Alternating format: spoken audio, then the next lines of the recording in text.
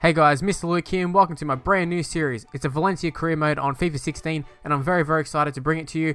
Now, I'm not sure if Valencia is like a team that's done a lot. I don't think they are. A lot of people usually tend to use Premier League teams, and you know, if they go for Liga sides, maybe Valencia is one of them, I don't know. But I'm going to be using Valencia. Now, on paper, they look like a pretty decent side. But I think they've, I've got a lot to work with, but there's also a lot of improvement to be had in the squad. And I think they're an interesting sort of challenge because, obviously you got the big two, which are Barcelona and Real Madrid. You can argue if Atletico is with them, but after that, there seems to be a huge drop down in quality in terms of players.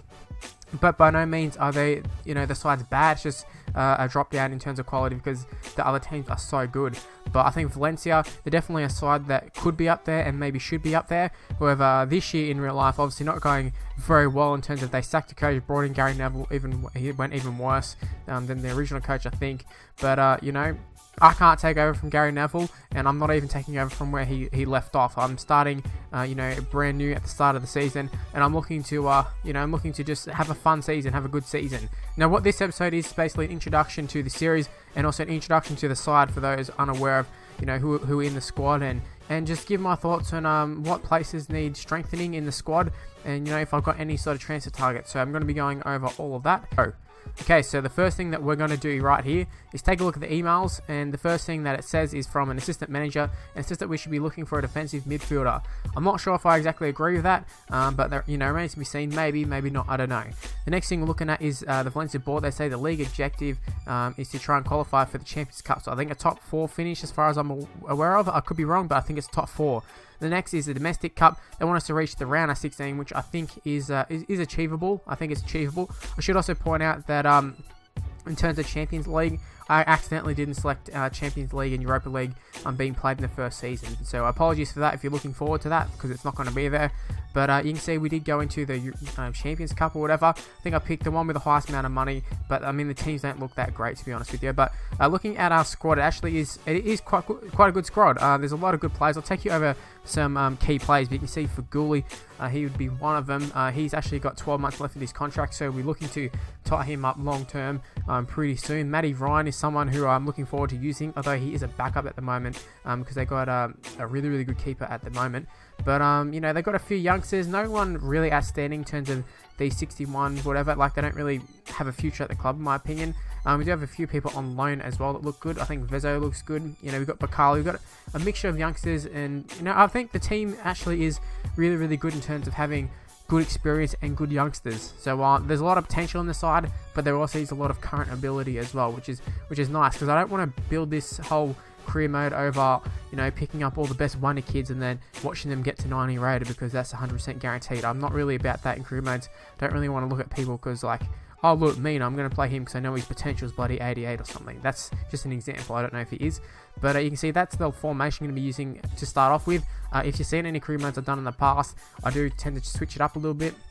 If something feels wrong, I don't have any, I don't feel like I have any obligation to stick with the current formation just because that's what I started off with. I'll change it as much as I want. I'll play people out of position if that's what's needed. But at the moment, the 4-3-3, I haven't actually used it before on PS16, which might surprise a few of you.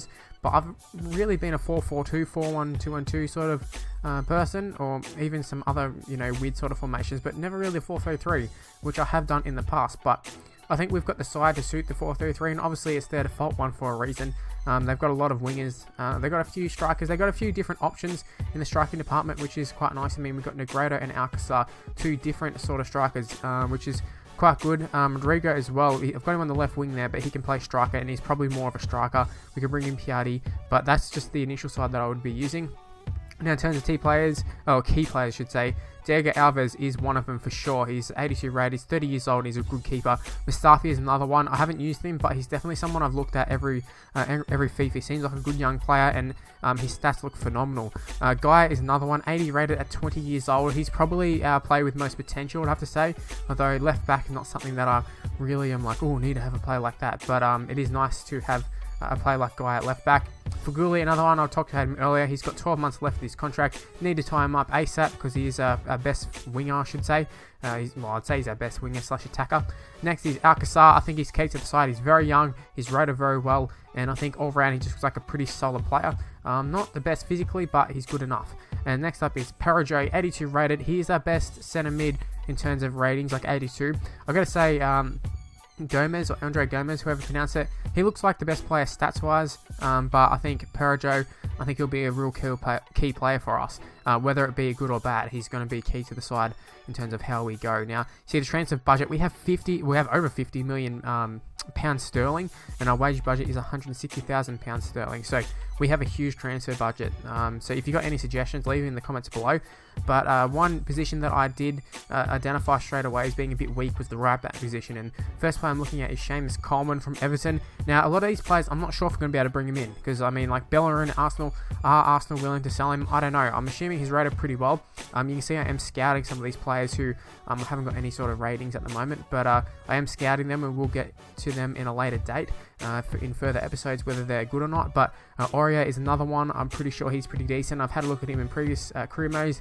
Korchia, looking to have a look at him from Lille. And the same thing is, I don't want to go and buy these 24-year-olds who aren't any better than what I've got already, because we do have a good young right back, and we also got a pretty decent backup who's also about 78 rated. So Van de Wiel, he's 78 rated. He's got 12 months expiring, or his contract's got 12 months, I should say, before it expires.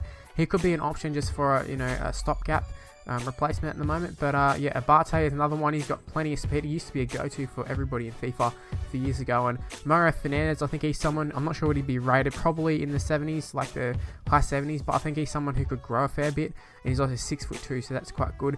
Danilo obviously has only recently arrived from Porto, 15.5 million, that's a huge fee. He's a great player. Maybe on loan would be what we'd be looking at for them. I don't think they'd accept it, but maybe. Now, Gonal, he's 30 years old. He's got experience. He's got 12 months remaining on his contract. We could get him for pretty cheap. It's just a matter of how good he actually is, because we don't know at the moment. Now, in terms of midfielders, going into the centre mid position, it's not something we need, but it's something I'd like to have a little bit more depth, and you just have a superstar centre mid. I don't feel we have that. Hamsik could be that. Look at his stats. They look incredible. They look very, very good. Great attacking. Lukaku, another one I've identified in the strike position. Not that we don't have good strikers. We have great strikers. Just Lukaku, I feel like we just need another striker. Like, we need another either backup or first team. And now Alcazar's a good player, but Remy, he's got that acceleration, speed, pace is key on FIFA, and they've got bucket loads of it, really. Aubameyang's another one, a little bit more of a dream rather than a realistic sort of signing for us. And when I say realistic, I mean, like, I don't think we'll be able to pull it off. They'll want too much for him. Icardi, I have had Icardi at Swansea. He was very, very good. I can't remember what season I got him in, though, so he might be kind of crap at the moment. Maybe. I know he's a decent player in real life, but yeah, I don't know exactly what he'd be rated. Insigne is someone who I'd love to have in the side. I'm aware that he's a great player. It's just a matter of him probably costing too much once again. So he's probably another one that's a little bit more of a dream rather than reality. And Javinho, the last one, I think he's gone to like China or something in real life, but on this game he's in the Russian league, I think, maybe, and he's got 12 months left in his contract. He's someone who looks pretty good in stats. Maybe we could bring him in. Wages, I'm not sure exactly what they'd be, but I mean, he's on 60,000, so it could be an option. Anyways, that's all I've got to say for this first little episode, just taking you through our squad and a few transfer targets. Like I said earlier, if you got any transfer suggestions, leave them in the comment section below. I prefer if you wouldn't go, oh, sign him because he's got a potential of 90. I don't really want to sign players based off that. I want to sign players sort of based off, not real life, but I'd rather do proper scouting, like, oh, he's really fast and he could score you a lot of goals, rather than just, I'll sign him, he's 85 rated, get him. Like, I just find that boring, knowing exactly what's going to happen. I'd like to explore it myself and, find out for myself. It's a lot more funner. Anyways, if you did enjoy the video, make sure you leave a like. Subscribe to the channel as well if you're new around here. There is a possibility that we could get a few new people on the video. So go ahead and subscribe if you want to see more of this. And, if you want to follow me on Twitter, it's at MrLukeNYT. Facebook page in the description below.